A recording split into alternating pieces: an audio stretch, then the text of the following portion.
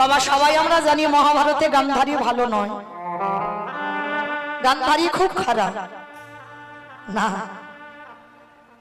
গান্ধারীও কৃষ্ণ ভক্ত ছিল, দেখাতে পারতো না ঠিক কথা। যুদ্ধে যাবার আগের দিন গান্ধারী কি করছিল জানো?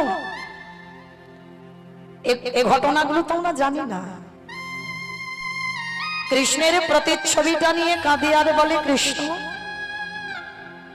আমি 100 ছেলের মা,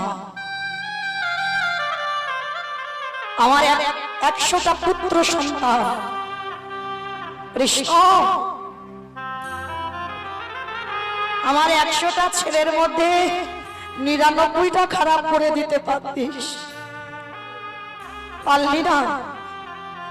একটা ছেলেকে আমার একটু কৃষ্ণ ভক্ত করে দিতি। কৃষ্ণ